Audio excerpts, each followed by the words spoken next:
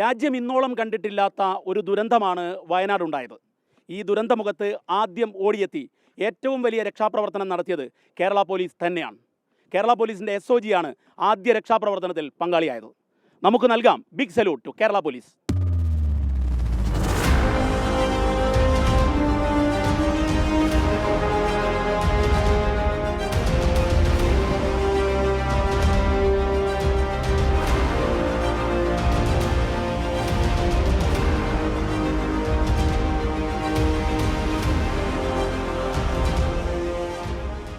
വലിയ ആഘാതം ഉണ്ടെന്ന് പോലും അറിയാതെ ആദ്യം ഓടിയെത്തുന്നത് നിങ്ങളാണ്. കേരള പോലീസാണ് ആദ്യം ഓടിയെത്തുന്നത്. അപ്പോൾ ആ ഫസ്റ്റ് എത്തുന്ന സമയത്തുള്ള സാഹചര്യം എന്തായിരുന്നു? നിങ്ങളുടെ ഒരു ഫീൽ എന്തായിരുന്നു? ഫസ്റ്റ് ഷിയാബ് പറഞ്ഞ പോലീസുകാരൻ വിളിച്ചിട്ടാണ് ഞാൻ വരുന്നത്. അപ്പോൾ ടൗണിൽ കുറച്ച് വെള്ളം കയറിയിട്ടുണ്ടായിരുന്നു. അപ്പോൾ പിന്നെ ഇതിൽ ഇവിടെ ചളിയായതുകൊണ്ട് ഞങ്ങൾക്ക് ഇങ്ങോട്ട് കണ്ടീഷൻ വരാൻ പറ്റൂലേ. അപ്പോൾ ഞങ്ങൾ ആ കാർഡിന് നിങ്ങൾ എങ്ങനെയാണ് ശരിക്കും ഇൻഫർമേഷൻ അറിയുന്നത്? ഫസ്റ്റ് ഇങ്ങനെയൊരു ഉരുൾപൊട്ടൽ ഉണ്ടായി എന്ന് അറിയുന്നത് എങ്ങനെയാണ്? സ്റ്റേഷനിൽ അറിയുന്നത് എങ്ങനെയാണ്? അപ്പോൾ തന്നെ നിങ്ങൾ ക്വിക്ക് സ്റ്റാർട്ട് ചെയ്തിട്ടുണ്ടാവുമല്ലോ. എൻ്റെ വീട് ഇവിടെ തന്നെ 1 കിലോമീറ്റർ അപ്പുറത്താണ്. അപ്പോൾ ഷിയാബ് പറഞ്ഞ പോലീസുകാരൻ വിളിച്ചിട്ട് അവൻ്റെ വീട് പോയി എന്ന് പറഞ്ഞിട്ടാണ് എന്നെ ഇൻഫോം ചെയ്യുന്നത്. അത് കഴിഞ്ഞ് ഞാൻ ഇറങ്ങാൻ നോക്കുമ്പോൾ NP ഡ്യൂട്ടിയിലുള്ള അനിൽ സാർ എന്നെ വിളിച്ചിട്ട് പറഞ്ഞു അവർ വരുന്നുണ്ട്, അവിടെ മരം വീണിട്ട് ബ്ലോക്കാണ്, നീ പോകണമെന്ന് പറഞ്ഞിട്ടാണ് ഞാൻ ഇങ്ങോട്ട് വരുന്നത്. അത് കഴിഞ്ഞ് വരുന്ന ഇവിടെ ചളി ആയിരുന്നു. എന്നിട്ട് ഞങ്ങൾ അതിലേ കയറിയിട്ടാണ് അവിടെ പോകുന്നത്. അപ്പോൾ നമ്മൾ സ്കൂളിൻ്റെ അടുത്തേക്കാണ്. എവിടത്തേക്കാണ് പോകുന്നത്? സ്കൂളിൻ്റെ അടുത്തേക്കാണ് പോകുന്നത്. അതിൻ്റെ മേലെ ആളുകൾ കയറിയിട്ടുണ്ടായിരുന്നു, അവരെ ഇങ്ങോട്ട് ഇറക്കിക്കൊണ്ടിരിക്കുന്നു. അപ്പോൾ ഒരു 2 മണിക്ക് ശേഷമാണ് വന്നത്. ഫസ്റ്റ് ഞങ്ങൾ ഇതിൽ കയറാൻ പറ്റുമോ നോക്കി. അപ്പോൾ ഇവിടെ വന്ന ടീം പറഞ്ഞ് അവിടെ ചളിയാണ്, അതിൽ പോകുന്നത്. അപ്പോൾ ഞങ്ങൾ ആ കാട്ടിലൂടെ പോയിട്ട് അവിടെ കുറേ ആളുകൾ കാട്ടിൽ കയറി നിൽക്കുന്നുണ്ടായിരുന്നു, അവരെ ഇങ്ങോട്ട് എടുത്തിട്ട് വന്ന്.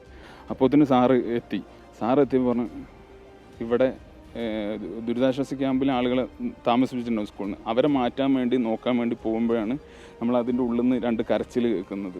ഹെൽപ്പ് എന്ന് പറഞ്ഞിട്ട് കരയുന്നുണ്ടായിരുന്നു. അപ്പോൾ നമ്മളവിടെ ശ്രദ്ധിച്ച് നോക്കുമ്പോൾ ആ ഒഴുകി വന്ന സ്ഥലത്താണ് മരങ്ങൾ അടിഞ്ഞിട്ടുണ്ട്. അതിൻ്റെ അടിയിൽ അവിടെ നിന്നാണ് ഈ സൗണ്ട് കേൾക്കുന്നത്. അപ്പോൾ നമ്മൾ അവിടേക്ക് ഒരു ചളി നിറഞ്ഞുകൊണ്ട് ഞങ്ങൾ അവിടെ ഒരു കല്ല് ഇട്ടിട്ട് ഞങ്ങൾ അതിലെ എത്ര താന്നിട്ടുണ്ട് നോക്കിയിട്ടാണ് ഞങ്ങൾ അതിലിറങ്ങിപ്പോകുന്നത്. അപ്പോൾ അവിടെ 2 സ്ത്രീകൾ ഈ മരം വന്ന് അടിഞ്ഞതിൻ്റെ മേലെ കയറി ഇരിക്കുകയായിരുന്നു.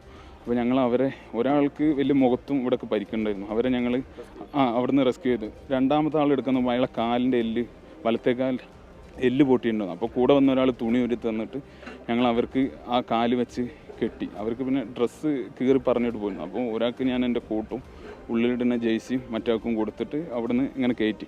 അപ്പോൾ കയറ്റുമ്പോൾ അവർ പറഞ്ഞ് വേറെ 2 ആളും കൂടി ഉണ്ട് എന്ന് പറഞ്ഞ് ഞങ്ങളുടെ അടുത്ത്. അപ്പോൾ അവരെ ഞങ്ങൾ വന്ന ടീം തിരയാൻ പോകുമ്പോൾ മേലെ നിൽക്കുന്ന ടീം പറഞ്ഞു. അപ്പോൾ ഭയങ്കര സൗണ്ട് വന്നു, സൗണ്ടും ഒരു മണ്ണിൻ്റെ ഭയങ്കര സ്മെല്ലും വന്നു. ഒരു 3:30ക്ക് ശേഷമായിട്ടുണ്ട്.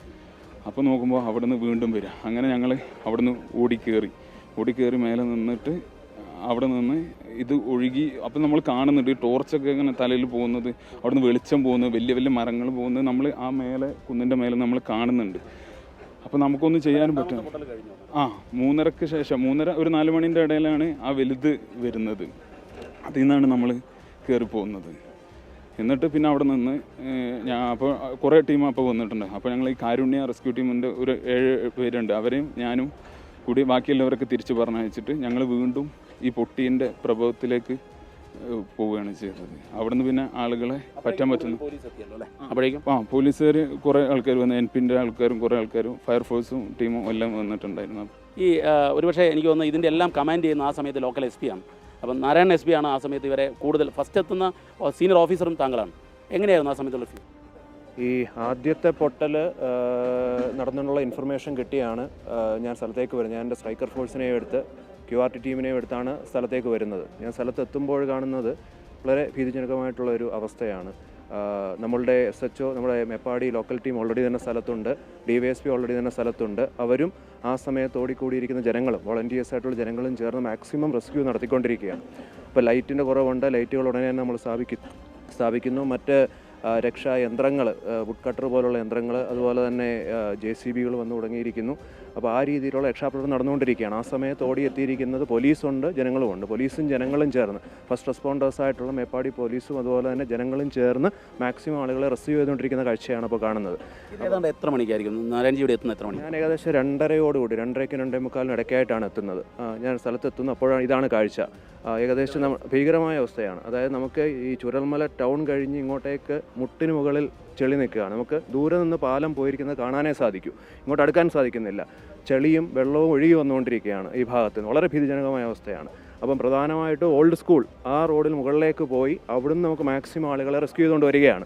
പോലീസ്, മേപ്പാടി പോലീസിൻ്റെ നേതൃത്വത്തിൽ ജനങ്ങളോട് സഹകരിച്ച് മാക്സിമം ആളെ റെസ്ക്യൂ ചെയ്യേണ്ടി വരികയാണ്. അപ്പോൾ നമ്മൾ ഏകദേശം പകുതി ആ ഓൾഡ് സ്കൂൾ റോഡിൻ്റെ ഏകദേശം പകുതി എത്തിയപ്പോഴാണ് രണ്ടാമത് പൊട്ടുന്ന ശബ്ദം കേൾക്കുന്നത്. രണ്ടാമത് പൊട്ടുന്ന ശബ്ദം കേട്ടപ്പോൾ റെസ്ക്യൂ വർക്കേഴ്സ്, ഞാൻ ഉൾപ്പെടെയുള്ളവർ തിരികെ ഓടി മാറി നമ്മുടെ ഏകദേശം കൺട്രോൾ റൂം സ്ഥാപിച്ചിരിക്കുന്ന ആ സ്ഥലത്ത് വന്ന് നിൽക്കുകയാണ്. ആ രണ്ടാമത്തെ പൊട്ടൽ കഴിഞ്ഞപ്പം കൂടുതൽ ചെളിയും മണ്ണും മുകളിൽ നിന്ന് ഒഴുകി വന്ന് നമ്മൾ നേരത്തെ നിന്ന സ്ഥലമെല്ലാം കവർ ചെയ്ത് താഴേക്ക് വന്നു.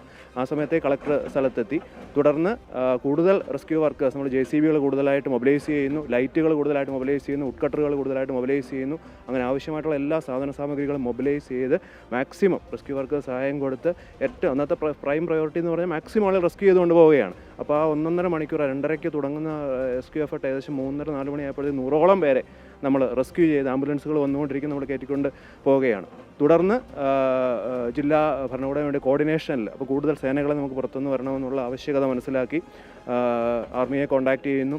തുടർന്ന് നേവി, കോസ്റ്റ് ഗാർഡ് ഇവരെ കോൺടാക്ട് ചെയ്യുന്നു. NDRF സംഘത്തെ കോൺടാക്ട് ചെയ്ത് മീനങ്ങാടിയിലുണ്ടായിരുന്ന NDRF സംഘം ഉടനെ സ്ഥലത്തെത്തുന്നു. SOG ടീം ഉടനെ സ്ഥലത്തെത്തുന്നു. അപ്പോഴേക്കും എൻ്റെ സെക്കൻഡ് എഫേർട്ട്, അപ്പോഴത്തേക്ക് രണ്ടാമത്തെ പൊട്ടൽ കഴിയുമ്പോൾ ഭീകരമായ അവസ്ഥയാണ്. രണ്ടാമത്തെ ആയിരുന്നുള്ള മേജറായിട്ടുള്ള പൊട്ടൽ. അത് കഴിയുമ്പോഴത്തേക്ക് ടീമുകളെല്ലാം ഒന്നിച്ച് സ്ഥലത്തേക്ക് ചെല്ലുകയും റെസ്ക്യൂ എഫേർട്ട് സ്റ്റാർട്ട് ചെയ്യുകയും ചെയ്യുകയാണ്. അപ്പോഴത്തേക്ക് നമ്മൾ ഏകദേശം നമുക്ക് ആ പ്രാഥമികമായിട്ടുള്ള ഇനിഷ്യൽ റെസ്പോണ്ടിന് വേണ്ടിയുള്ള എല്ലാ സാധന സാമഗ്രികളും നമ്മൾ ഒരുക്കി കൊടുത്തു. ഇനിഷ്യൽ റെസ്പോണ്ടേഴ്സ് ആയിട്ടുള്ള മേപ്പാടി പോലും നേതൃത്വത്തിൽ ഏകദേശം 100ഓളം പേരെ നമ്മൾ ഹോസ്പിറ്റലിലേക്ക് മാറ്റുകയും കഴിഞ്ഞു. തുടർന്ന് മറ്റ് സേനകൾ എത്തുകയും NDRF, ഫയർഫോഴ്സ് മുതലായ സേനകൾ എത്തുകയും അവരുമായിട്ടുള്ള കൃത്യമായുള്ള കോർഡിനേഷനിൽ അടുത്ത ഘട്ടത്തിലേക്ക് നമ്മൾ കടക്കുകയും ചെയ്തിട്ടുണ്ട്. ആ സമയത്ത് വളരെ ക്രൂഷ്യലായ ഒരു റോളാണ് കേരള പോലീസിൻ്റെ SOG നിർവഹിച്ചത്. അപ്പോൾ SOGയെ ADGP നേരെ ഇങ്ങോട്ടേക്ക് അയക്കുകയായിരുന്നു. അത് ആ ഒരു മൊമെൻ്റ് എങ്ങനെ? അതെ, അപ്പോൾ ഞാൻ പറഞ്ഞ പോലെ തുടക്കത്തിൽ ഫസ്റ്റ് റെസ്പോണ്ടേഴ്സ് മേപ്പാടി പോലീസായിരുന്നു. മേപ്പാടി പോലീസും നമ്മുടെ രക്ഷാപ്രവർത്തകരും ചേർന്നിട്ടുള്ള 100ഓളം പേരെ നമ്മൾ മാറ്റിക്കഴിഞ്ഞു. നമ്മുടെ ഫസ്റ്റ് റിയാക്ഷൻ, ഫസ്റ്റ് റെസ്പോൺസും അതായിരുന്നു. തുടർന്ന് SOGCയും സ്ഥലത്തെത്തി. SOGCയും സ്ഥലത്തെത്തി കഴിഞ്ഞപ്പോൾ അവർ സ്പെഷ്യലൈസ്ഡ് ആണ്. അതെ, അപ്പോൾ അവർ കുറച്ചുകൂടി രണ്ടാമത്തെ പൊട്ടൽ കഴിഞ്ഞ് കൂടുതൽ ചെളിയും മണ്ണും താഴേക്ക് വന്നു. അവർ കൂടുതലായിട്ട് മുന്നോട്ട് പോവുകയും ആ ചെടിയിലും മണ്ണിലും പെട്ടുകിടക്കുന്ന ആളുകളെ കൂടുതലായിട്ട് റെസ്ക്യൂ ചെയ്യാനായിട്ട് ഫയർഫോഴ്സിൻ്റെ ടീം സ്ഥലത്തെത്തിയിട്ടുണ്ട്. അവരുമായിട്ട് ചേർന്ന് കൂടുതൽ ആളുകളെ റെസ്ക്യൂ ചെയ്യാനുള്ള നടപടികൾ സ്വീകരിച്ചു തുടങ്ങുകയും ചെയ്തു. അതായിരുന്നു ആ ഭാഗത്ത്, ഓൾഡ് സ്കൂൾ ഭാഗത്ത് നടന്നുകൊണ്ടിരുന്നത്. ഇവിടേക്ക് നമുക്ക് അടുക്കാനേ സാധിക്കുന്നില്ലായിരുന്നു. ഇവിടെ വളരെ ചെളിയും മണ്ണുമെല്ലാം നിറഞ്ഞു കിടക്കുന്ന ഒരു അവസ്ഥയായിരുന്നു ഉണ്ടായിരുന്നത്. അതുപോലെ തന്നെ SOG ഒരു പാലം ഉണ്ടെങ്കിൽ മാത്രമേ അപ്പുറത്ത് സ്റ്റാൻഡേർഡ് ആയിട്ടുള്ള 600ഓളം പേര് ഇപ്പുറത്തേക്ക് എത്തിക്കാൻ സാധിക്കുമെന്ന് മനസ്സിലാവുകയും SOG ഉടനെ തന്നെ ആ പാലം, ടെമ്പററി പാലം, നമ്മുടെ ഇടതുവശത്ത് പണിഞ്ഞിരിക്കുന്ന ടെമ്പററി പാലം പണിയാനുള്ള നടപടികളിലേക്ക് ശക്തമായിട്ട് കടക്കുകയും ചെയ്തു. അപ്പോൾ ആ സമയത്ത് തുടങ്ങിയ കമുക് മറ്റും വെട്ടി ഇടുന്നു. അതുപോലെ തന്നെ ലാഡേഴ്സ് കൊണ്ടുവന്ന് സ്ഥാപിക്കുന്നു. അതിനെ തുടർന്ന് ആ പാലം ആദ്യത്തെ ടെമ്പററി പാലം സ്ഥാപിച്ചാണ് നമ്മളന്ന് ഉച്ചയ്ക്ക് ശേഷം ഏകദേശം 500ഓളം പേര് 600ഓളം പേര് നമ്മൾ സ്റ്റാൻഡേർഡ് ആയിരുന്നതിന് പുറത്തേക്ക് എത്തിക്കാൻ സാധിച്ചത്. SOG ആ രണ്ടാമത് വന്ന സ്പെഷ്യലൈസ്ഡ് വർക്കിലേക്ക് കടന്നപ്പോൾ കൂടുതലായിട്ട് നമുക്ക് മാസമായിട്ട് ആളുകളെ ഫസ്റ്റ് റെസ്പോൺസ് മേപ്പാടി പോലീസ് 100ഓളം പേരെ നമ്മൾ റെസ്ക്യൂ ചെയ്ത് എത്തിച്ചു. തുടർന്ന് SOG സ്ഥലത്തെത്തുകയും സ്റ്റാൻഡേർഡ് ആയിട്ടുള്ള എല്ലാവരെയും ഈ പാലത്തിലൂടെ നമുക്ക് പുറത്തെത്തിക്കാൻ സാധിക്കുകയും ചെയ്തിട്ടുണ്ട്. അപ്പോൾ ഇതിൽ ഏറ്റവും പ്രധാനപ്പെട്ട ക്രൂഷ്യൽ റോള് ഈ ടെറൈൻ കൃത്യമായി അറിയുന്നവരാണ് SOG. അപ്പോൾ നിങ്ങളുടെ ഓപ്പറേഷൻ എങ്ങനെയായിരുന്നു? നമുക്ക് ആദ്യം ഈ വിവരം കിട്ടിയതിന് ശേഷം നമ്മുടെ ഇവിടുത്തെ വയനാട് ക്യാമ്പിലുള്ള 20 പേര് ഉടൻ തന്നെ നമുക്ക് വിട്ടുപോയിരുന്നു. ഏകദേശം 6 മണിക്ക് മുമ്പ് തന്നെ ഇവിടെ എത്തി സ്ഥലം അവർ നോക്കിയിട്ട് എന്നെ വിവരങ്ങൾ പറഞ്ഞു. ഇവിടെ വളരെ ഭീകരമായ സിറ്റുവേഷനാണ്, എന്താ ചെയ്യേണ്ടതൊക്കെ ചോദിച്ചത്. അപ്പോൾ ഞങ്ങൾ ജസ്റ്റ് ഒരു ഡിസ്കഷൻ എടുത്തിട്ട് നിങ്ങൾ പെട്ടെന്ന് മൂവ് ചെയ്യുക. ആദ്യം നമ്മൾ ഉദ്ദേശിക്കുന്നത് ബോഡീസ് ഉണ്ടെങ്കിൽ പെട്ടെന്ന് അത് റിക്കവർ ചെയ്യണം. ആൻഡ് റെസ്ക്യൂ, ജീവിതത്തിലുള്ളവർക്ക് പെട്ടെന്ന് റെസ്ക്യൂ ചെയ്യാൻ വേണ്ടി ഒരു വഴി ആകണം. പിന്നെ ഇവരെ മൊത്തം ഫോട്ടോ എടുത്തിട്ട് എന്നെ അയച്ച് നോക്കുമ്പോൾ ഇവിടെ വഴിയില്ലായിരുന്നു. ഇപ്പോൾ നോക്കിയ ഇത് കണ്ട ഫ്ലോ അല്ല, ഇതിൻ്റെ കൂടുതൽ ഫ്ലോ ഉണ്ടായിരുന്നു. പിന്നെ മുഴുവൻ ചളി നമുക്ക് ഇങ്ങോട്ടേ പാസ് ചെയ്യാനുള്ള സൗകര്യമില്ലായിരുന്നു.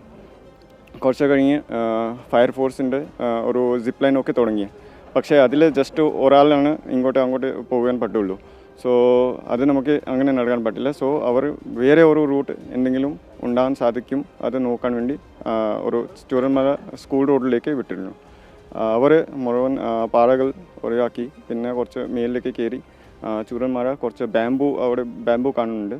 ബാംബു ഒരു ചെറിയ പാലം വെച്ചിട്ട് ഇവിടെയുള്ള ചെസ്റ്റ് വരെയുള്ള ചെളി വെള്ളം ഒക്കെ മാറി അങ്ങോട്ട് മുണ്ടൊക്കെ എത്തി.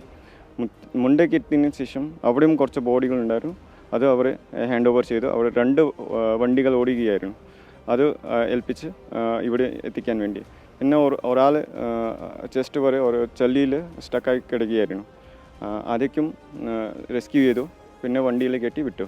പിന്നെ മുകളിലേക്ക് പോയി നോക്കുമ്പോൾ കുറച്ച് പേരെ മദ്രാസയിൽ പിന്നെ ഒരു പള്ളിയിൽ അവിടെ സ്റ്റേ ചെയ്യുകയായിരുന്നു. ഒരു റിസോർട്ടിലുമായിരുന്നു. പിന്നെ 20 പേര് ശേഷം ഞാനും പിന്നെ മൗണ്ടനിയറിങ് കോഴ്സ് കഴിഞ്ഞ 20 പേരുള്ള ഒരു ടീം കൂടി നമ്മൾ എത്തിച്ചേർന്നു. ഹൈ ആൾട്ടിറ്റ്യൂഡ് ടീം അവരും എത്തിച്ചേർന്നു.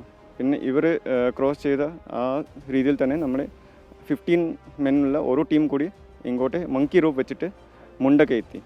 മുണ്ടൊക്കെ എത്തിയതിന് ശേഷം നമുക്ക് ഈ ലൈവായിട്ടുള്ള ആൾക്കാർ എങ്ങനെ റെസ്ക്യൂ ചെയ്യാം, അവർക്ക് എങ്ങനെ ഇവിടെ എത്തിക്കാൻ പറ്റും, അതൊക്കെ നോക്കി.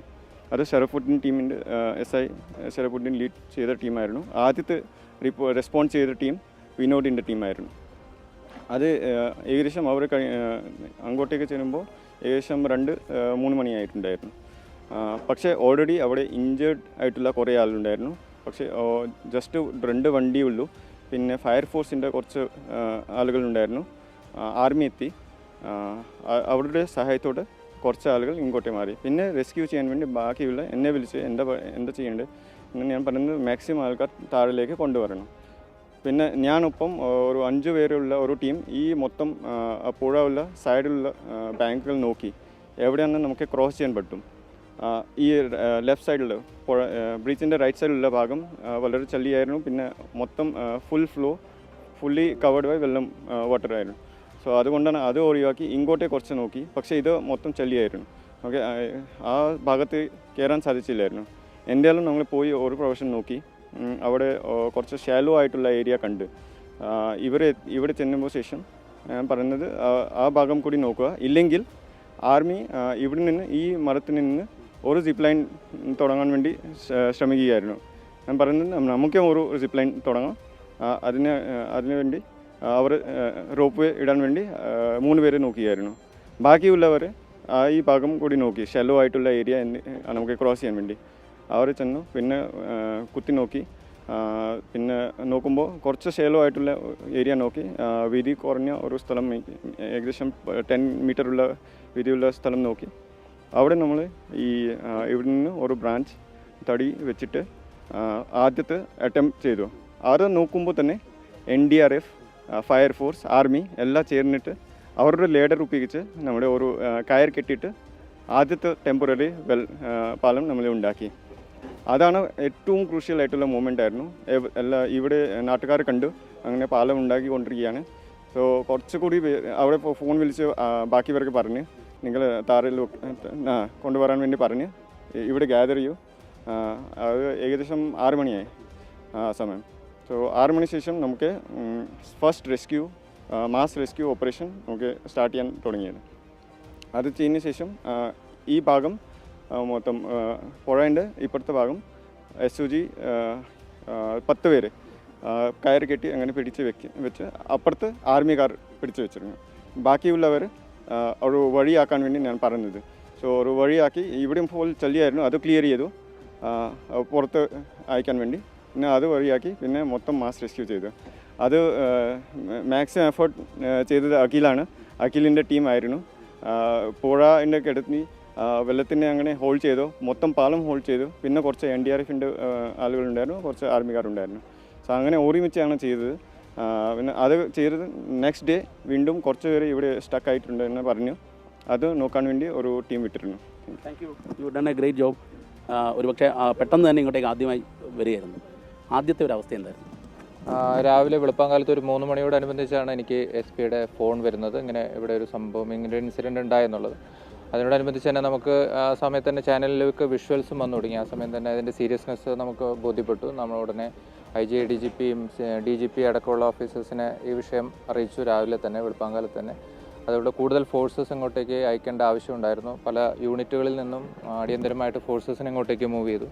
രാവിലെ 9 മണിയോടനുബന്ധിച്ച് ഞാനിവിടെ എത്തിയപ്പോൾ അവസ്ഥ കൂടുതലും നമുക്ക് വലിയൊരു ചലഞ്ച് ഉണ്ടായിരുന്നത് 2 സ്ഥലത്താണ്. ഒന്ന് വലിയൊരു പോപ്പുലേഷൻ, ഒരു 600-ൽ മേലെ പോപ്പുലേഷൻ മുകളിൽ ഇഞ്ചേർഡും ഡെഡ് ബോഡിയും ആയിട്ടുള്ളവർ അവിടെ ഈ മുണ്ടക്കൈ ഭാഗത്ത് സ്റ്റാൻഡേർഡാണ്. നമുക്ക് അങ്ങോട്ടേക്ക് എത്താൻ സാധിക്കാത്ത ഒരു സാഹചര്യമുണ്ട്.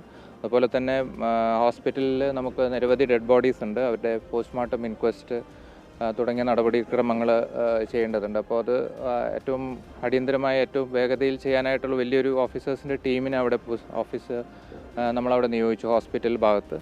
ഇവിടെ NDRFൻ്റെ ടീം നമുക്ക് കൂടുതലായിട്ടും റോപ്പ് വഴിയാണ് ഉപയോഗിച്ചുകൊണ്ടിരുന്നത്. അതിൽ നേരത്തെ തബോഷ് പറഞ്ഞ പോലെ തന്നെ ഈവനിങ് ആയിട്ടൊരു ക്രൂഷ്യലായിട്ടുള്ള നമ്മുടെ ഒരു അറ്റംപ്റ്റ് എന്ന് പറയുന്നത് ബ്രിഡ്ജായിരുന്നു, ടെമ്പററി ബ്രിഡ്ജാണ്. അതൊരു മാസ് ഇവാക്വേഷന് നമുക്ക് സാധ്യമായി. ഒരു വലിയൊരു ടെൻഷൻ അതോടുകൂടി തന്നെ നമുക്ക് ഒഴിവായി. ഒരു 600-ലധികം ആൾക്കാർ അന്ന് വൈകുന്നേരത്തോടു കൂടി തന്നെ മാറ്റാനായിട്ട് കഴിഞ്ഞു എന്നുള്ളതാണ് അതിൻ്റെ ഏറ്റവും വലുത്.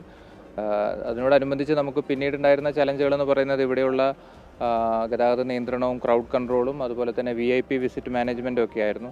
അതിനോടനുബന്ധിച്ചുള്ള ദിവസങ്ങളിൽ നമ്മൾ കൃത്യമായിട്ടൊരു സ്കീം ഉണ്ടാക്കി ഓഫീസേഴ്സിനെ പൂൾ ചെയ്ത് വലിയ രീതിയിലുള്ള ഒരു സ്കീം ഉണ്ടാക്കിയിട്ടാണ് നമ്മളതിനെ കൺട്രോൾ ചെയ്തത്. പോസ്റ്റ്മോർട്ടം ഇൻക്വസ്റ്റ് ഏറ്റവും വേഗത്തിൽ ചെയ്യാൻ വേണ്ടിയിട്ട് നിരവധി ടീമുകളെ ഓഫീസേഴ്സിൻ്റെ തന്നെ വലിയൊരു ടീമിനെ നിയോഗിച്ചു. SP അടക്കമുള്ള ഒരു ടീം ഹോസ്പിറ്റലിൽ ക്യാമ്പ് ചെയ്തിട്ടാണ് അത് കോർഡിനേറ്റ് ചെയ്തുകൊണ്ടിരുന്നത്. ഇതുവരെ വളരെ കോർഡിനേറ്റഡ് ആയിട്ട് മറ്റ് യൂണിറ്റുകളുമായിട്ട് കോർഡിനേറ്റഡ് ആയിട്ട് ഡെയിലി നമ്മൾ ഓപ്പറേഷൻ ഡീബ്രീഫിംഗ് ഒക്കെ ചെയ്ത് പ്ലാൻ ചെയ്തിട്ട് ഓരോ സോൺ തിരിച്ച് ആണ് നമ്മൾ റെസ്ക്യൂ ഓപ്പറേഷൻ ഫർദർ മുന്നോട്ട് പോയത്. അപ്പോൾ അത് ഇതുവരെ വളരെ സക്സസ്ഫുൾ ആയിട്ടാണ് കംപ്ലീറ്റ് ചെയ്യുന്നത്. ഏത് ദുരന്തമുഖത്തും ഒരു ഓപ്പറേഷൻ കമാൻഡർ ഉണ്ടാവും, ഇൻസിഡൻറ്റ് കമാൻഡർ. സേതുരാമൻ IG ആയിരുന്നു ഇൻസിഡൻറ്റ് കമാൻഡർ. താങ്കൾ കോഴിക്കോട് നിന്ന് പെട്ടെന്ന് ഇങ്ങോട്ടേക്ക് വരികയായിരുന്നു, റഷ് ചെയ്യാൻ വരുന്ന സമയത്തുള്ള അവസ്ഥയാണ്. അതായത് ഇവിടെ 5:30-6 മണിക്കായിരുന്നു എനിക്ക് ഇതിൻ്റെ റിപ്പോർട്ട് കിട്ടുന്നത്. ഉടനെ ഞാൻ അവിടെ നിന്ന് ഇറങ്ങി. പക്ഷേ വരുന്ന സമയത്തെടുത്ത് നോക്കിക്കഴിഞ്ഞാൽ ഈ മഴവെള്ളം ഉണ്ടായിട്ട് എല്ലാ സ്ഥലത്തും മിക്ക റോഡുകളും അവസ്ഥ മോശമായിരുന്നു. അപ്പോൾ ഇവിടെ എത്താനായിട്ട് കുറച്ച് സാധാരണഗതിയിൽ 2 മണിക്കൂർ കൊണ്ട് എത്തുന്നത് 2.5-3 മണിക്കൂറായി. അപ്പോൾ എനിക്ക് തോന്നുന്നു വേറെ 10 മണിക്ക് എത്തിയെന്ന് തോന്നുന്നു. അത് കഴിഞ്ഞ് പറഞ്ഞ പോലെ നമ്മൾ ഉടൻ തന്നെ ഇതിനെ ഏറ്റെടുത്തു. ജനങ്ങളുടെ ഒരു സഹായത്വം ഉണ്ടായിരുന്നു, നാട്ടുകാരുണ്ടായിരുന്നു, എല്ലാം കൂടി നമ്മൾ പരമാവധി ശ്രമിച്ചു. ഭാഗ്യവശാൽ അന്ന് ഈവനിങ് തന്നെ നമുക്ക് വേണ്ടപ്പെട്ട സേനാംഗങ്ങൾ കിട്ടി, മിഷനറി കിട്ടി. അപ്പോൾ കഴിഞ്ഞ 10-12 ദിവസമായിട്ട് നമ്മൾ പരമാവധി എല്ലാ സ്ഥലത്തും തിരഞ്ഞുകൊണ്ടിരിക്കുക. അപ്പോൾ തീർച്ചയായും നമ്മൾ പറയാം നല്ല രീതിയിൽ നമ്മൾ തെരച്ചിൽ നടത്തിയിട്ടുണ്ട്. അപ്പോൾ ഈ ഭാഗത്ത് ആൾമോസ്റ്റ് തെരച്ചിൽ കഴിഞ്ഞിട്ടുണ്ട്. ഇനി കുറച്ചുകൂടി നമ്മൾ ഡൗൺ സ്ട്രീം നോക്കുന്നുണ്ട്, ഡൗൺ സ്ട്രീമിൽ. അപ്പോൾ ഡൗൺ സ്ട്രീമിൽ നോക്കിയിട്ട് അവിടെ ബോഡി പാർട്സ് കിട്ടാനായിട്ടുള്ള സാഹചര്യം അവിടെ ഉണ്ട്. കാരണം മഴവെള്ളം ഒഴിഞ്ഞു പോകുന്നതുകൊണ്ട് തീർച്ചയായും ക്ലൈമറ്റ് മാറ്റം അനുസരിച്ച് കുറച്ചും വ്യത്യാസം ഉണ്ടാവും. പിന്നെ അതുകൂടാതെ നമുക്ക് DNA പ്രൊഫൈലിംഗ് കിട്ടിക്കഴിഞ്ഞാൽ ഏകദേശം ഒരു രൂപ കിട്ടും. ഈ താങ്കൾ ഇതുപോലുള്ള ഏതാണ്ട് ഇതേപോലത്തെ ഒരു ടെറൈൻ എന്നാണ് താങ്കളുടെ ചൈൽഡ്ഹുഡ് ആൻഡ് കോളേജ് ഡേയ്സ്. ഇവിടുത്തെ ഇത്രയും വലിയൊരു ദുരന്തം ഏതാണ്ട് അതുപോലുള്ള പാടികൾ ഒക്കെയാണ്. എങ്ങനെയാണ് പേഴ്സണലി ഫീൽ ചെയ്യുന്നത്? തീർച്ചയായും വലിയൊരു ദുഃഖകരമായ സംഭവമാണ് ഇത്.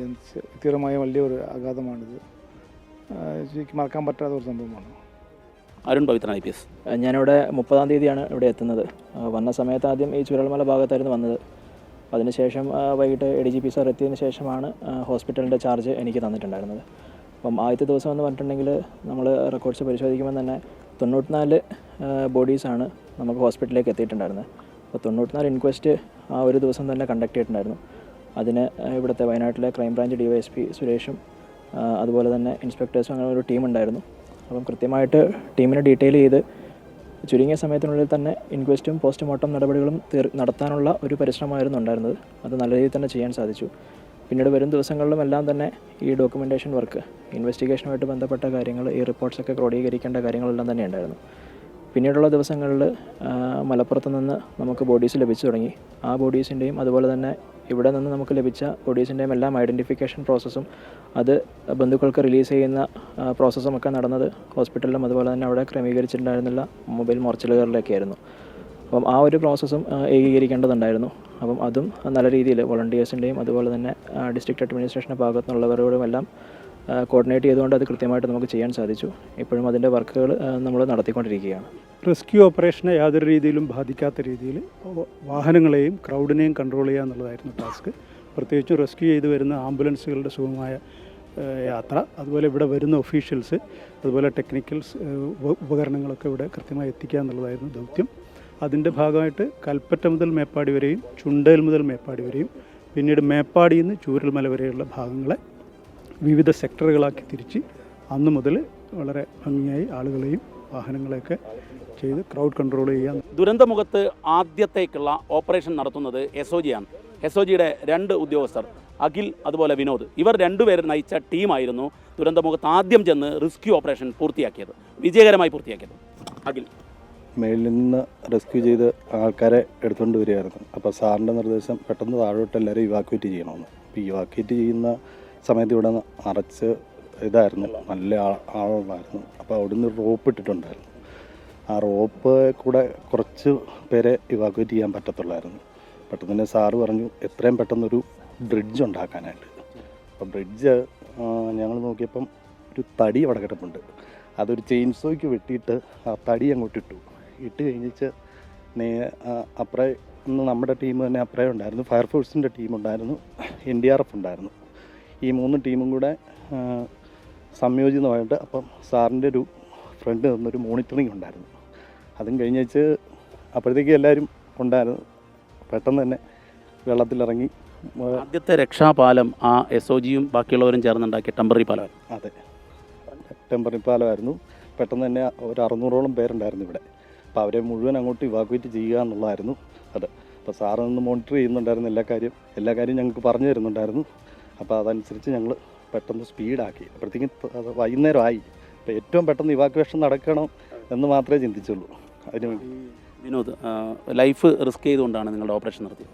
ഞങ്ങളിവിടെ ആദ്യം എത്തുന്ന ഒരു ഫോഴ്സ് എന്നുള്ള രീതിയിൽ ഞങ്ങൾ ആദ്യം ഈ അക്കരെ എങ്ങനെയെങ്കിലും ഈ അക്കരെ എത്തുക എന്നുള്ളൊരു ലക്ഷ്യമായിരുന്നു. അപ്പോൾ ഇതുവഴി ഇങ്ങനെ മുകളിലോട്ട് നടന്നു. അപ്പോൾ ഫയർഫോഴ്സിൻ്റെ ഒരു ചെറിയ ലാഡർ വെച്ച് 2 പാറകൾക്ക് ഇട്ട് അതുവഴി ഒരാളപ്പുറത്ത് പോയി റോപ്പ് കൊണ്ടുപോയി ആ റോപ്പിൽ കയറി ഒരു ടീം അങ്ങോട്ട് പോയി.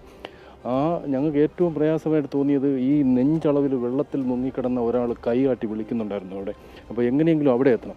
അപ്പോൾ ഞങ്ങൾ അവിടെ എത്തുവാൻ വേണ്ടി അവിടെ പോയപ്പോൾ റോപ്പ് അക്കരെ എത്തിക്കാൻ ഒരു മാർഗ്ഗമില്ല. അക്കരെ കൂടി ഒരു 3-4 ലോക്കൽസ് നടന്നു പോയി. ഞങ്ങൾ ആർത്ത് വിളിച്ചു, അവർ ഇറങ്ങി വന്നു. അവരുടെ കയ്യിലുണ്ടായിരുന്ന ചെറിയ റോപ്പ് ഞങ്ങൾക്ക് എറിഞ്ഞു തന്നു. ആ റോപ്പിൽ ഞങ്ങൾ വലിയ വടം കെട്ടി. ആ വടം അവർ അക്കരെ വലിച്ചൊരു മരത്തിൽ കെട്ടി. ആ മരത്തിൽ കെട്ടി ഇപ്പുറത്ത് പൊക്കമുള്ള പാറയിലും ചുറ്റി കെട്ടി ഒരു റോപ്പ് ഉണ്ടാക്കി അതിൽ മങ്കി ക്രോൾ ചെയ്താണ് 2 കമാൻഡോസ് അപ്പുറത്ത് പോയി ഈ നെഞ്ചളവിൽ വെള്ളം ഈ ഇതിൽ താഴ്ന്നു കിടന്ന ഒരാളിനെ എടുക്കുക. അപ്പോൾ തന്നെ ഫയർഫോഴ്സ് മറ്റൊരു റൂട്ടിലൂടെ വന്ന് അവർ ലാഡർ വെച്ച് അതിൽ കയറ്റി റെസ്ക്യൂ ചെയ്യാണ് ചെയ്തത്. ഈ പോയ വഴിക്ക് തന്നെ രാവിലെ 6 മണിക്ക് 7 ബോഡീസ് റിക്കവർ ചെയ്താണ് ഞങ്ങൾ അങ്ങോട്ട് നടന്നു പോയത്. 4 ആണുങ്ങളും 3 സ്ത്രീകളുടെയും ബോഡി. അങ്ങനെ ഞങ്ങൾ ചൂരൽമലയിലേക്ക് എത്തുന്ന ആദ്യത്തെ ഫോഴ്സ് ഞങ്ങളാണ്. അവിടെ ചെന്ന് അവിടെ 4 പേരെ ഓൺ ദ സ്പോട്ടിൽ രക്ഷപ്പെടുത്താൻ കഴിഞ്ഞു. അതുപോലെ അവിടെ കിട്ടിയ ബോഡികളെല്ലാം ആ പള്ളിയിൽ അടുക്കി വെച്ചിട്ടാണ് ഉച്ചയ്ക്ക് ശേഷം ഈ റോപ്പ് വഴിയാണ് ബോഡി റിക്കവർ ചെയ്തത്. അപ്പോൾ ഒരു ബോഡി ഇവിടെ കൊണ്ട് കിട്ടാവുന്ന ജീപ്പിലൊക്കെ ഇവിടെ എത്തിച്ച് ബോഡി ഈ റോപ്പ് വഴി അക്കരെ എത്തിക്കാൻ ഒരു 5 മിനിറ്റ് വേണ്ടി വരും. അപ്പോഴാണ് ഞങ്ങളൊരു സെക്കൻഡ് ഓപ്ഷനെക്കുറിച്ച് ആലോചിച്ചത്, ഒരു പാലത്തെക്കുറിച്ച് ആലോചിച്ചു. അഖിൽ പറഞ്ഞതുപോലെ ഇവർ തന്നെ ഫയർഫോഴ്സിൻ്റെ വാങ്ങിച്ച് കട്ട് ചെയ്ത് മരം ആദ്യം ഇട്ടു. വടത്തിൽ അക്കരെ നിന്ന് വടം എറിഞ്ഞ് നിന്ന് മരം 2-3 മരങ്ങളും 2-3 അടയ്ക്ക മരങ്ങളും ഇട്ട് ആ വെള്ളത്തിൻ്റെ സ്പീഡിനെ ഒരു ശകലം ഒന്നാക്കിയതിന് ശേഷം ഒരു ചേട്ടൻ്റെ 3-4 തേക്കിൻ്റെ പല കഷ്ണങ്ങളൊക്കെ അതിൻ്റെ മീതെ വെച്ച് SOG റോപ്പ് ഉപയോഗിച്ച് കെട്ടിയാണ് ആ പാലം റെഡിയാക്കിയത്. അപ്പോൾ ജനങ്ങൾക്ക് ഒരു വലിയ സംതൃപ്തി ഉണ്ടായി. അത് ഒന്ന് കടന്നു പോകാൻ കഴിയുമെന്നൊരു വിശ്വാസം ഉണ്ടായി. അങ്ങനെയാണൊരു മാസ് ഇവാക്വേഷൻ നടന്നത്. കൽപ്പറ്റ DYSP ബിജുരാജ്. ഞാൻ വരുന്ന സമയത്ത് ഇവിടെ ഓൾറെഡി IP-യും അതേപോലെ പോലീസുകാർ എത്തിയിരുന്നു മേപ്പാടി സ്റ്റേഷൻ്റെ. അവർ ഓൾറെഡി ഞാൻ വരുന്ന സമയത്ത് തന്നെ ഈ റെസ്ക്യൂ ഓപ്പറേഷൻ അവർ 2 ലേഡീസ് അവർ സ്കൂളിൻ്റെ അടുത്താണെന്ന് പറഞ്ഞു അവരെ റെസ്ക്യൂ ഓപ്പറേറ്റ് ചെയ്തിരുന്നു. അത് കഴിഞ്ഞുകൊണ്ട് അപ്പോഴത്തേക്കും മെയിനായിട്ടുള്ളത് നമ്മൾ ഇവിടെയുള്ള നാട്ടുകാരെയും കൂടി ഏകോപിപ്പിച്ചിട്ട് ഇവിടെ രക്ഷാപ്രവർത്തനം നടത്തുക എന്നുള്ളതാണ്. അത് മാക്സിമം ആ സമയത്ത് കൂടുതൽ ഫോഴ്സും മറ്റ് നമ്മൾ സഹായകരമായിട്ടുള്ള എയ്ഡ് വരുന്നതിന് മുമ്പ് തന്നെ മാക്സിമം നമുക്ക് ഇവിടുന്ന് ഇവാക്വേറ്റ് ചെയ്യാൻ പറ്റുന്നിടത്തോളം ചെയ്തിട്ടുണ്ട്. കേരള സർക്കാർ സേനയുടെ ഏകോപനം ചുമതല ഏൽപ്പിച്ചത് ADGP MR അജിത് കുമാറിനെയാണ്. ദുരന്തം നടന്ന അന്നു മുതൽ ഇന്നുവരെ വയനാട്ടിൽ തന്നെ തങ്ങുകയാണ് ADGP MR Ajith Kumar. Sir ഹെഡ്ക്വാർട്ടേഴ്സിൽ നിന്നും ആദ്യം ഓപ്പറേഷൻ കോർഡിനേറ്റ് ചെയ്യുന്നു, നേരെ ഫ്ലൈറ്റിൽ ഇങ്ങോട്ടേക്ക് വരുന്നു. ഇടയ്ക്കിടയ്ക്ക് CM വിളിച്ചുകൊണ്ടിരിക്കുന്നുണ്ട്. എങ്ങനെയായിരുന്നു ഈ ഒരു ഓപ്പറേഷൻ? അന്ന് രാവിലെ ഏതാണ്ട് 5:45 എനിക്ക് വിവരം ലഭിക്കുന്നത് ഇങ്ങനൊരു സംഭവം ഉണ്ടായെന്നുള്ളത്. അപ്പോൾ ആദ്യം ചെയ്ത് എൻ്റെ DIG AP ബറ്റാലിയനോട് പറഞ്ഞിട്ട് മാക്സിമം റിസോഴ്സസ് അവിടെ എത്തിക്കുക എന്നുള്ളതായിരുന്നു. പരമാവധി ചുറ്റുമുള്ള സ്ഥലങ്ങളിലുള്ള ആൾക്കാരെ അവിടെ എത്തിക്കാനുള്ള ഏർപ്പാട് ചെയ്തു.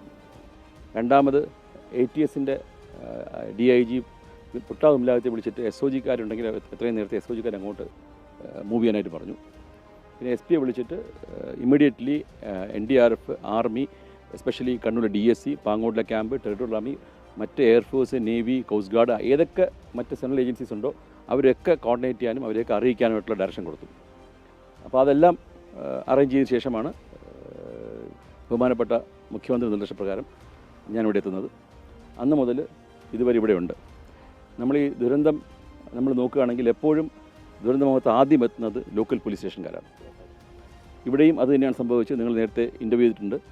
ഈ ലോക്കൽ പോലീസ് സ്റ്റേഷനിലെ പോലീസുകാരും SHOയുമാണ് ആദ്യം ഇവിടെ എത്തുകയും റെസ്ക്യൂ പ്രവർത്തനം ഏർപ്പെടുന്നത്. ഈ നിങ്ങളോട് സംസാരിച്ച പോലീസുകാരൻ മിസ്സായി പോയി എന്നുള്ളതാണ് രാവിലെ എനിക്ക് കിട്ടിയ ഇൻഫർമേഷൻ. അന്ന് മൊത്തം ഞങ്ങൾ മിസ്സായ പോലീസുകാരൻ അന്വേഷിച്ചെടുക്കുകയായിരുന്നു ഇയാൾ ഇവിടെ പോയി എന്നുള്ളത്. അപ്പം ആ കണ്ടീഷനിൽ ഇവിടെ വന്ന് ഒരു എക്യുപ്മെൻറ്റ്സും ഇല്ലാതെ സ്വന്തം ജീവനും പണയം വെച്ചാണ് ഇവരെല്ലാവരും ആ റെസ്ക്യൂ ഓപ്പറേഷൻസ് പങ്കെടുത്തത്.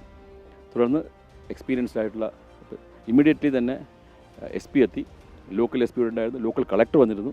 പിന്നെ SPയും കളക്ടറും സംയോജിച്ചുകൊണ്ട് ബാക്കിയുള്ള ലോക്കൽ ആൾക്കാരെ ഉപയോഗിച്ചിട്ടാണ് ഓപ്പറേഷൻ സ്റ്റാർട്ട് ചെയ്തത്. ആദ്യം നമ്മൾ സല്യൂട്ട് ചെയ്യേണ്ടത് ഈ ഭാഗത്തുള്ള ലോക്കൽ ആൾക്കാരെയാണ്. അവരുടെ നിസ്വാർത്ഥമായ ജീവൻ പണയം വെച്ചിട്ടുള്ള പ്രവർത്തനമാണ് അന്ന് ഇത്രയേറെ ആൾക്കാരെ രക്ഷിക്കാനും അവരെ അങ്ങോട്ട് ഷിഫ്റ്റ് ചെയ്യാനുമായിട്ടുള്ള ഇത് സാധിച്ചത്.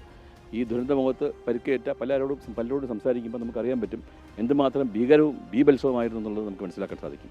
ഒരുപക്ഷെ സ്വന്തം കുട്ടികളെ ഒരാളെ രക്ഷിക്കുമ്പോൾ മറ്റയാൾ ഒഴിച്ചു പോവുക, ഭാര്യ രക്ഷിക്കുമ്പോൾ കുട്ടി നഷ്ടപ്പെടുക, കുട്ടിയെ പഠിക്കുമ്പോൾ ഭാര്യ നഷ്ടപ്പെട്ടു പോവുക.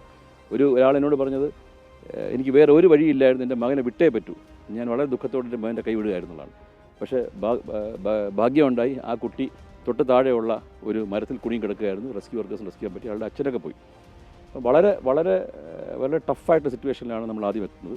നിങ്ങൾക്കറിയാം, ഇത്തരമൊരു മാസീവായിട്ടുള്ള ദുരന്തം ഉണ്ടാകുമ്പോൾ എല്ലാ മെഷീനറിയും വർക്ക് ചെയ്താൽ മാത്രമേ അത് ഫങ്ഷണൽ ആവത്തുള്ളൂ. എപ്പോഴും ആദ്യ റെസ്പോണ്ടേഴ്സ് ലോക്കൽ പോലീസായിരുന്നു. ലോക്കൽ വോളണ്ടിയേഴ്സാണ്. ലോക്കൽ വോളണ്ടിയേഴ്സിന് സല്യൂട്ട് കൊടുത്തേ പറ്റൂ. അവരാണ് ഈ മിഷൻ ആദ്യം സ്റ്റാർട്ട് ചെയ്ത് ചാലുവാക്കി പുഷ് ചെയ്ത് ഒരു ലെവലിലേക്ക് എത്തിക്കുന്നത്. തുടർന്ന് നിങ്ങൾ നേരത്തെ പറഞ്ഞതുപോലെ തന്നെ ലോക്കൽ പോലീസ് SOG വന്നു. അപ്പോഴത്തേക്ക് ഇവിടെ NDRF യൂണിറ്റ് ഉണ്ടായിരുന്നു. ഇവിടെ NDRF SOGയുടെ ഒരു പ്രവർത്തനം സത്യം പറഞ്ഞാൽ വളരെ ക്രൂഷ്യലായിരുന്നല്ലോ. പ്രത്യേകിച്ചും SOG കേന്ദ്ര സേനയാണെന്ന് തെറ്റിദ്ധരിച്ചാണ് കൂടുതൽ പേരും സൈന്യം എന്ന് പറഞ്ഞുകൊണ്ടിരുന്നത്. തീർച്ചയായും. അതായത് SOGയുടെ യൂണിഫോം ക്യാമഫ്ലാഷ് യൂണിഫോമാണ്. സ്വാഭാവികമായിട്ടും അത്തരം യൂണിഫോമിലെ പോലീസ് ഉദ്യോഗസ്ഥരെ ലോക്കൽ ആൾക്കാർ കണ്ട് പരിചയമില്ല. എന്നാൽ ഈ SOGയുടെ ഏറ്റവും വലിയ ഇമ്പോർട്ടൻസ് പറഞ്ഞാൽ അവർ ആൻറ്റി നക്സൽ ഓപ്പറേഷൻസിൽ ഇൻവോൾവ് ചെയ്യുന്ന ആൾക്കാരാണ്. 24/7 365 ഡേയ്സ് ഈ ഭാഗത്ത് തന്നെ കാട്ടിനുള്ളിൽ വർക്ക് ചെയ്യുന്ന ആൾക്കാരാണ്. ഇവർക്ക് ഇതിൻ്റെ ഓരോ ഇഞ്ചും ഓരോ ഏരിയയും അറിയാവുന്ന ആൾക്കാരാണ്. ഇവർ വിവിധ കമാൻഡോ സ്കൂൾസിൽ പോയി ഹൈലി ട്രെയിൻഡാണ്. One of the best commandos in the country എന്ന് പേര് കേട്ട ആൾക്കാരാണ്. അവർക്ക് എല്ലാ മൗണ്ടനിയറിംഗ് തൊട്ട് റിവർ കടക്കാനും പുഴ നീന്താനും കടലിൽ നീന്താനും ഏത് ഓപ്പറേഷൻസിലും ഫിറ്റായിട്ടാണ് അവർ ഉള്ളത്. അതുകൊണ്ട് അവർക്ക് ഈ ഒരു ഇഷ്യൂ ഒന്നും അവരെ സംബന്ധിച്ച് അതൊരു ഒരു പ്രൊഫഷണലി അവരെ സംബന്ധിച്ച് വളരെ അവരുടെ എക്യുപ്ഡ് അറിഞ്ഞുണ്ട്. അവരാണ് ഇവിടെ ആദ്യം എത്തുകയും ഈ പറഞ്ഞ എല്ലാ ഓപ്പറേഷൻസിനും ലീഡ് ചെയ്യുകയും ചെയ്തു. രണ്ടാമത്തെ ഇഷ്യൂ എന്ന് പറഞ്ഞത് ഇപ്പോൾ വന്നു കഴിഞ്ഞാൽ പിന്നെ മെയിൻ ഇഷ്യൂ എന്ന് പറഞ്ഞത് നമ്മൾ ആദ്യം കണ്ട പ്രോബ്ലം എന്ന് പറയുന്നത് ഫസ്റ്റ് നമ്മുടെ ഇമ്മീഡിയറ്റ് റെസ്പോൺസ് എന്ന് പറഞ്ഞത് എത്രത്തോളം ആൾക്കാർ റെസ്ക്യൂ ചെയ്യാൻ പറ്റുന്നുള്ളതാണ്, ജീവൻ റെസ്ക്യൂ ചെയ്യുന്നത്. അപ്പോൾ ആദ്യത്തെ 24 hours ത്രൂ ഔട്ട് നമ്മൾ നോക്കിയത് ലൈഫ് റിക്കവറാണ്. അതിനാണ് നിങ്ങൾ നേരത്തെ പറഞ്ഞ പാലം വിട്ടു, പാലത്തിൽ സപ്പോർട്ട് വന്നു, പിന്നെ അവർ NDRF വന്നു, പിന്നെ ഹെലികോപ്റ്റർ വന്നു, മാക്സിമം ആൾക്കാരെ റെസ്ക്യൂ. ആദ്യത്തെ 24 hours നമ്മൾ സമയം ചെലവഴിച്ച് മൊത്തം ജീവനുള്ള ആൾക്കാരെ രക്ഷപ്പെടുത്താനായിരുന്നു. രണ്ടാമത്തെ 24 hours കൂടുതൽ അതിനായിരുന്നു. അപ്പോൾ ആദ്യത്തെ 48 മണിക്കൂറും നമ്മൾ കോൺസെപ്റ്റ് ചെയ്ത് സ്റ്റാൻഡേർഡ് ആയിട്ടുള്ള ആൾക്കാർ, ഒറ്റപ്പെട്ടു പോയ ആൾക്കാർ, വലിയ ജീവനുണ്ടെങ്കിൽ അവർ ആ 48 hours ആ ഓപ്പറേഷൻ കഴിഞ്ഞ ശേഷം പിന്നെയുള്ള ഓപ്പറേഷൻ എന്ന് പറഞ്ഞാൽ പിന്നെ ബോഡി സെർച്ച് ചെയ്യാന്നുള്ളതായിരുന്നു. അതൊരു വലിയൊരു ഒരു പ്രോസസ്സ് തന്നെയായിരുന്നു. ഇതിന് 6 സോണായി ഡിവൈഡ് ചെയ്തിട്ടാണ് പിന്നെ സെർച്ച് നടത്തിയത്. ഡിഫറെൻ്റ് ആയിട്ടുള്ള പാർട്ടീസ് വന്നു. അപ്പോഴത്തേക്ക് മറ്റ് ആർമി ആൾക്കാർ വന്നു, ആർമിയുടെ കമാൻഡോസ് വന്നു. ഞങ്ങളുടെ ഏറ്റവും ബ്യൂട്ടിഫുൾ ഞങ്ങളുടെ K9 സ്ക്വാഡിൽ ഒരുപക്ഷെ 2 കടാവർ പട്ടി മാത്രമേ ഇവിടെ ഉള്ളൂ. 2 കടാവർ സ്ക്വാഡ് വന്നു. അവർ തന്നെ ഞാൻ എൻ്റെ ഒപ്പത്തിൽ നിൽക്കുമ്പോൾ ഞാൻ കാണുമ്പോൾ തന്നെയാണ് അവരവിടെ സ്ഥലം ലൊക്കേറ്റ് ചെയ്യും. ഒരു കുട്ടിയുടെ ബോഡി, അമ്മയുടെ ബോഡി എടുക്കുന്നതിന് ഏതാണ്ട് 20ഓളം ബോഡി റിക്കവർ ചെയ്യാനായിട്ട് കടാവർ ഡോഗ്സ്, നമ്മുടെ K9 ഡോഗ്സ് തന്നെ അവർ അതിന് സഹായിച്ചിരുന്നു. പിന്നെ തുടർന്ന് അങ്ങോട്ടൊരു ജോയിൻ്റ് ആയിട്ടുള്ള പ്രവർത്തനമാണ്. ഇൻസിഡൻറ്റ് കമാൻഡറായിട്ട് സേതുരാമൻ വന്നു. സേതുരാമൻ വന്നതോടുകൂടി തന്നെ എല്ലാ ഓപ്പറേഷൻസും കോർഡിനേറ്റ് ചെയ്യാൻ പറ്റി. സേതുരാമൻ കമാൻഡ് റൂമിൽ ഇരുന്നുകൊണ്ട് ആർമിയുണ്ട്, എയർഫോഴ്സ് ഉണ്ട്, നേവി ഉണ്ട്, കോസ്റ്റ് ഗാർഡ് ഉണ്ട്, ആർമിയുടെ എഞ്ചിനീയറിംഗ് യൂണിറ്റ് ഉണ്ട്, NDRF ഉണ്ട്, ഫയർഫോഴ്സ് ഉണ്ട്, ലോക്കൽ പോലീസ് ഉണ്ട്, SOG ഉണ്ട്, പിന്നെ ഫോറസ്റ്റ് ഉണ്ട്. അങ്ങനെ 10 വിവിധ ഫോഴ്സുകളാണ് ഇവിടെ ജോയിൻ്റായിട്ട് വർക്ക് ചെയ്തത്. ആ 10 വിവിധ ഫോഴ്സുകളുടെയും ഡെയിലി ഉള്ള മൂവ്മെൻറ്റ്, ഡിപ്ലോയ്മെൻറ്റ്, അവരെങ്ങനെ അത് ചെയ്യണം, ഏതൊക്കെ ചെയ്യണം, അതിൻ്റെ റിപ്പോർട്ടിങ്, അതിൻ്റെ കളക്ഷൻ, നാളെ എന്ത് ചെയ്യണം എന്നുള്ള എല്ലാ ഓപ്പറേഷൻസും ലീഡ് ചെയ്ത് സേതുരാമനാണ് ഇൻസിഡൻറ്റ് കമാൻഡർ. സേതുരാമൻ ലീഡ് ചെയ്ത് ജില്ലാ പോലീസ് സൂപ്രണ്ടാണ് അടുത്ത പ്രധാനമുള്ള ആൾ. അദ്ദേഹമാണ് ജില്ലാ കളക്ടറുമായിട്ട് ബന്ധപ്പെട്ട് ബാക്കിയുള്ള അദ്ദേഹത്തിൻ്റെ മെയിൻ ഇഷ്യൂ എന്ന് പറഞ്ഞു വെച്ച് കഴിഞ്ഞാൽ ഈ ലോക്കലായിട്ട് ബോഡി എടുക്കണം, ബോഡി റിക്കവർ കേസ് എടുക്കണം, പോസ്റ്റ്മോർട്ടം നടത്തണം, ഇൻക്വസ്റ്റ് നടത്തണം, അതോടൊപ്പം തന്നെ മറ്റ് അറേഞ്ച്മെൻറ്റ്സ് ചെയ്യണം, മറ്റ് കോർഡിനേഷൻ. അപ്പം SP-യുടെ റോളെന്ന് പറഞ്ഞാൽ കൂടുതലും അത്തരത്തിലുള്ള കോർഡിനേഷൻ വർക്കായിരുന്നു. കോർഡിനേഷൻ മറ്റ് ജില്ലാ ഭരണകൂടം അതുപോലെ മന്ത്രിസഭ ഉപസമിതിയായിട്ട് ബന്ധപ്പെട്ട് ബാക്കി ഏതൊക്കെ രീതിയിൽ നെറ്റ്വർക്ക് ചെയ്ത് കോർഡിനേറ്റ് ചെയ്യാൻ പറ്റും അതെല്ലാം ആണ് ജില്ലാ പോലീസ് മേധാവി നാരായണൻ ചെയ്തുകൊണ്ടിരുന്നത്. മെയിൽമേൽ DIG തോംസനാണ് ബാക്കി എല്ലാ ഫീൽഡ് അറേഞ്ച്മെൻറ്റ് സൂപ്പർവൈസ് ചെയ്ത് ഓരോരുത്തർക്കും ഓരോ ജോലി കൊടുത്തിട്ടുണ്ടായിരുന്നു. അപ്പം ബാക്കിയുള്ള ഒരുപക്ഷെ ജില്ലാ പോലീസ് മേധാവി ചെയ്യേണ്ട മറ്റെല്ലാ ഫീൽഡ് ജോലികളും DIG ഏറ്റെടുക്കുകയായിരുന്നു. DIG റോഡിൽ നിന്നുകൊണ്ട് തന്നെയാണ് ഈ എല്ലാ അറേഞ്ച്മെൻറ്റ്സും സൂപ്പർവൈസ് ചെയ്യുകയും ഒക്കെ ചെയ്തിരുന്നത്. ഇതിനോടൊപ്പം തന്നെ നമ്മൾ SOGയുടെ കൂടെ SOG SP തബോഷ് ബസവതി നിങ്ങൾ കണ്ടിട്ടുണ്ടാകും, നിങ്ങൾ പല വിഷ്വൽസിൽ കണ്ടിട്ടുണ്ടാകും. അദ്ദേഹം തന്നെ ആക്ച്വലി ആക്ഷൻസിലും ഓപ്പറേഷനിലുണ്ടായിരുന്നു. അവർ ആ പാരലിൽ അത് ചെയ്യുന്നുണ്ടായിരുന്നു. പിന്നെ റോഡ് ട്രാഫിക് അറേഞ്ച്മെൻറ്റായിട്ട് നമ്മൾ വേറെ SP-മാരെ കൊണ്ടുവരുന്നു. ഹോസ്പിറ്റലിൽ ബോഡിയും മറ്റും നോക്കാനായിട്ട് മാത്രം എക്സ്ക്ലൂസീവ് SP കൊണ്ടു. അദ്ദേഹമാണ് ത്രൂ ഔട്ട് അവിടെ ഇരുന്ന് എല്ലാ ബോഡിയും കണക്കാക്കി എണ്ണി പാക്ക് ചെയ്ത് അയച്ചതെല്ലാം ചെയ്തിട്ടുണ്ട്. അപ്പോൾ ഇങ്ങനെ ഒരു എല്ലാ തലത്തിലുള്ള പോലീസ് ഫോഴ്സസിനെയും ജോയിൻ്റായിട്ട് കൊണ്ടുവരികയും അതുപോലെ തന്നെ ആർമിയുടെ ആൾക്കാരുമായിട്ട്, നേവിയുടെ ആൾക്കാരുമായിട്ട്, NDRF ആൾക്കാർ, കോസ്റ്റ് ഗാർഡ്, പിന്നെ ഹെലികോപ്റ്റർ ഓപ്പറേഷൻസ്. ഞങ്ങളുടെ കേരള പോലീസിൻ്റെ ഹെലികോപ്റ്റർ സർവൈലൻസിന് ഉപയോഗിച്ചെന്നുണ്ടെങ്കിൽ ആർമിയുടെ ഹെലികോപ്റ്റർ നമ്മൾ സോർട്ടീസാണ്. ഇവൻ എനിക്ക് തന്നെ അതിനകത്തൊരു ഓപ്പർച്യൂണിറ്റി അതിനകത്ത് പോയി താഴെ ഇറങ്ങാനുള്ള ഒരു ഓപ്പർച്യൂണിറ്റി കിട്ടിയിട്ടുണ്ടായിരുന്നു. പിന്നെ ഞങ്ങൾ ഏറ്റവും ലാസ്റ്റിൻ്റെ ഒറിജിൻ വരെ ഫോറസ്റ്റിൽ കൂടെ ട്രക്ക് ചെയ്ത് പോയി അതിൻ്റെ ഓൾമോസ്റ്റ് താഴെ വരെ പോയി നമ്മൾ നോക്കിയിട്ടുണ്ടായിരുന്നു.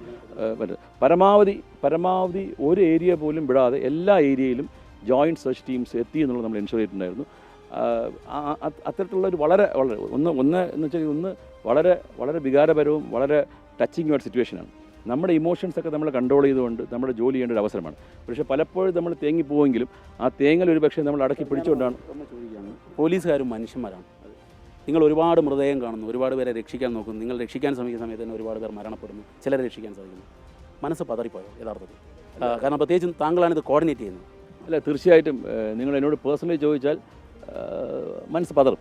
അതങ്ങനെയാണ് എൻ്റെ സിറ്റുവേഷൻ. കാരണം ഇത് നേരിട്ട് കാണുന്ന ഒരു വ്യക്തിക്ക് എൻ്റെ ഒരു ഡെപ്ത് മനസ്സിലാക്കാൻ സാധിക്കുള്ളൂ. പലപ്പോഴും മനസ്സ് പതറുമെങ്കിലും പിടിച്ചു നിന്നുകൊണ്ട് ഒരു പക്ഷേ അത്രത്തോളം പിടിച്ചു നിന്നുകൊണ്ട് ആണ് ഈ കാര്യം ചെയ്തത്. വളരെ ഇൻട്രസ്റ്റിംഗ് ആയിട്ട് തോന്നിയ ഒരു കാര്യം എന്ന് വെച്ച് കഴിഞ്ഞാൽ, ഞാൻ ടോപ്പിൽ പോയപ്പോൾ എന്നോട് മുരുകേഷ് എന്നൊരാളുടെ വീടിനെക്കുറിച്ച് പറഞ്ഞായിരുന്നു. അപ്പോൾ മുരുകേഷനും എൻ്റെ ഫാമിലിയും അതിനകത്ത് പോയി എന്ന് പറഞ്ഞായിരുന്നു. ഞാൻ ഇന്നലെ മലപ്പുറത്ത് പോത്തുകൽ ലിമിറ്റിൽ ലാസ്റ്റ് ബോഡി കിട്ടിയ ആ പോയിന്റ് വരെ പോയിരുന്നു. സർപ്രൈസിംഗ്ലി അവിടെ സെർച്ച് ടീം പറഞ്ഞത് അവിടെ ഒരു കൈ കിട്ടിയെന്നാണ് പറഞ്ഞത്. ആ കൈക്കകത്തൊരു ഒരു മോതിരം ഉണ്ടായിരുന്നു. ഈ മോതിരം വെച്ചിട്ടാണ് ആ ലേഡി എണ്ണത് മുരുകേഷൻ്റെ ഭാര്യയായിരുന്നു. ഞാൻ അവിടെ എന്നോട് പറഞ്ഞ മുരുകേഷനെ കുറിച്ച് പറഞ്ഞ അലവി ഇവിടെ വന്ന് ഞാൻ ഇന്നലെ പോയപ്പോൾ അദ്ദേഹത്തിൻ്റെ വൈഫിൻ്റെ കൈയാണ് കിട്ടിയെന്ന് പറഞ്ഞു. വളരെ നമുക്ക് ചില ആൾക്കാർ കൈ മാത്രം കാണുന്നു, ചിലരുടെ കാല് മാത്രം കാണുന്നു. വളരെ സ്വന്തം കുട്ടിയെ രക്ഷിക്കുന്ന സമയത്ത് ഭാര്യയെ രക്ഷിക്കാൻ കുട്ടി ഒലിച്ചു പോകുന്നു. പിന്നെ സ്വയം രക്ഷപ്പെടാൻ്റെ അവസരത്തിൽ കുട്ടി വിടേണ്ട അവസ്ഥ. അപ്പം ഒരാളെ രക്ഷിക്കാൻ പോകുമ്പോൾ അയാൾ താന്നു പോകുന്നു, രക്ഷിക്കുന്ന ആളും താന്നു പോകുന്നു. അത് കണ്ട് മൂന്നാമത്തെ ആളുടെ മാനസികാവസ്ഥ, ഇനി എന്ത് ചെയ്യണം എന്നുള്ള അവസ്ഥ വളരെ ഓരോരുത്തരോടും ചോദിക്കുമ്പോൾ ഭയങ്കര ടച്ചിങ് ആണ്. അതൊരു പോലീസ് ഓപ്പറേഷൻ എന്നുള്ളതിനേക്കാളും വളരെ നിങ്ങൾക്കറിയാം, ഇത് വന്ന പാറകളുടെയും തടികളുടേത്, ഓരോ പാറയുടെ ഓരോ തടിയുടെ ഇടയിൽപ്പെട്ട് വരുന്ന ബോഡി, പിന്നെ 3 വെള്ളച്ചാട്ടം ചാടിപ്പോകുന്ന ബോഡി. ഈ വെള്ളച്ചാട്ടത്തിൽ നിങ്ങളുടെ ബോഡി ഓടും പല പീസായിട്ടാണ് പോകുന്നത്. അപ്പോൾ ഒരുപക്ഷെ ഞാൻ കണ്ടിട്ടുള്ള വെച്ച് ഏറ്റവും വലിയ ഈ ദുരന്തത്തിന് ഏറ്റവും വലിയ നമ്മൾ ഒരുപാട് ദുരന്തം കാണാറുണ്ട്. ഞാൻ എൻ്റെ ലൈഫിൽ ആദ്യം 98 ഹിൽ ടോപ്പ് സ്റ്റാമ്പീഡ് തൊട്ട് എല്ലാ സ്റ്റാമ്പീഡ്സും പ്രളയവും എല്ലാം കണ്ടിട്ടുള്ള ആളാണ്. പക്ഷേ ഒരു മനുഷ്യൻ്റെ ബോഡി പാർട്സ് കാണുക എന്ന് പറയുന്നത് നമ്മൾ ആദ്യമായിട്ട് ഇത്രയും വളരെ വീക്കായിട്ടുള്ള ഒരു ബോഡി പാർട്സ് കാണുക പറഞ്ഞ വലിയൊരു ഫീല് തന്നെയാണ്. പക്ഷേ വി കാൺട്ട് ഹെൽപ്പ്. ഓരോ ആൾക്കാരും ഓരോ അനുഭവമാണ്. ഇതൊരു വലിയൊരു അനുഭവം തന്നെയാണ്.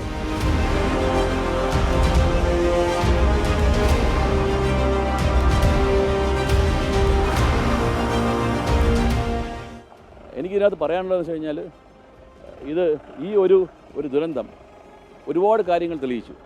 ഒന്നെന്ന് പറയുന്നത്, ഒരു സർക്കാർ എങ്ങനെ വളരെ പ്രൊഫഷണലായിട്ടും ഡെഡിക്കേറ്റഡ് ആയിട്ടും 24/7 എങ്ങനെ വർക്ക് ചെയ്തു, അതെങ്ങനെ അവർക്ക് റിസൾട്ട് ഉണ്ടാകാൻ പറ്റി.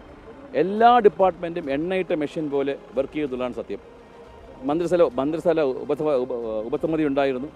അത് കൂടാതെ തന്നെ മുഖ്യമന്ത്രി ഡെയിലി ബ്രീഫ് ചെയ്യുന്നുണ്ടായിരുന്നു. അദ്ദേഹത്തിൻ്റെ ഒരു ഇച്ഛാശക്തിയും കഴിവും ദീർഘവീക്ഷണവും കാര്യങ്ങൾ സമയബന്ധിതമായി നടത്താനുള്ള ഒരു തോട്ട് പ്രോസസ്സും. CM അങ്ങേയും ഇടയ്ക്കിടയ്ക്ക് വിളിച്ച് ചാർജ് ചെയ്യുന്നുണ്ടായിരുന്നു ഞാൻ കേട്ടത്. തീർച്ചയായും അദ്ദേഹം ഇടയ്ക്കിടയ്ക്ക് എന്നെ വിളിക്കുന്നുണ്ടായിരുന്നു, ഇവിടുമായി ബന്ധപ്പെട്ട് എന്തെങ്കിലും കാര്യങ്ങൾ അന്വേഷിക്കുന്നുണ്ടായിരുന്നു, അതുമായി വേണ്ടപ്പെട്ട നിർദ്ദേശം തരുന്നുണ്ടായിരുന്നു. അപ്പോൾ എങ്ങനെയാണ് ഒരു സർക്കാർ മെഷീനറി വളരെ ഭംഗിയായിട്ട് വർക്ക് ചെയ്യുന്നത്? എനിക്ക് തോന്നുന്നു ഒരുപക്ഷെ ഇന്ന് മന്ത്രിസഭയിലുള്ള പല യുവ മന്ത്രിമാരുടെയും അവരുടെ എല്ലാ പൊട്ടൻഷ്യൽസും പുറത്തെടുക്കാനും അത് കാണിക്കാനും അത് ഒരു അഡ്മിനിസ്ട്രേറ്റീവ് ഡെലിവറിയിൽ കൊണ്ടുവരാനും അവർക്ക് സാധിച്ചു എന്നാണ് ഞാൻ മനസ്സിലാക്കുന്നത്. അത് ഒരുപക്ഷെ ഇവിടെ വന്ന മറ്റെല്ലാ ഏജൻസിയും, എല്ലാ ആർമിയും എല്ലാവരും തന്നെ വൈഡായിട്ട് അപ്രീഷിയേറ്റ് ഉണ്ടായിരുന്നു.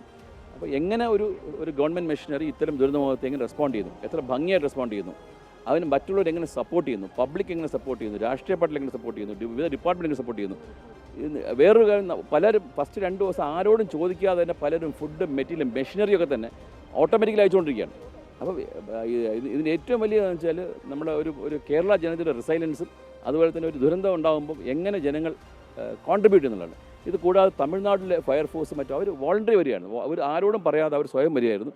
മറ്റ് സംസ്ഥാനങ്ങളിലെ ഫോഴ്സസ് പറ്റാവുന്ന രീതിയിൽ വോളണ്ടിയേഴ്സ്, അങ്ങനെ ഞാൻ ഒരു മനുഷ്യൻ സാധിക്കാന്നുള്ള മനുഷ്യൻ സഹജമായ ഒരു കൂട്ടായ്മയുടെയും ഒരു ഗവർണൻസിൻ്റെ ഒരു എഫിഷ്യൻസിയുടെയും ഒരു മാർക്കാണ് ഇവിടെ നമ്മൾ കണ്ടത്. ദുരന്തം എപ്പോഴും അവോയ്ഡ് ചെയ്യേണ്ട കാര്യമാണ്, പക്ഷേ എന്നാലും ഇതെങ്ങനെ നമുക്കത് റെസ്പോണ്ട് ചെയ്യാൻ പറ്റുമെന്നുള്ളതിൻ്റെ ഒരു ഉത്തമ ഉദാഹരണമാണ്. ഇവിടെ ഏതാണ്ട് 7 IAS ഉദ്യോഗസ്ഥരും 7 IPS ഉദ്യോഗസ്ഥരും ഇവിടെ ക്യാമ്പ് ചെയ്യുന്നുണ്ടായിരുന്നു. പിന്നെ മറ്റ് ഡിപ്പാർട്ട്മെൻറ്റ്, ഹെൽത്ത് ആണെങ്കിലും ശരി, പഞ്ചായത്താണെങ്കിലും ശരി, സോഷ്യൽ ജസ്റ്റിസ് ആണെങ്കിലും ശരി, എഡ്യൂക്കേഷൻ ഡിപ്പാർട്ട്മെൻറ്റ് ആണെങ്കിലും ശരി, ഗവൺമെൻറ് എല്ലാ ഡിപ്പാർട്ട്മെൻറ്റ്സും ഒറ്റക്കെട്ടായിട്ട് ഇവിടെ വന്ന് ക്യാമ്പ് ചെയ്താണ് ഇതൊക്കെ ചെയ്തത്.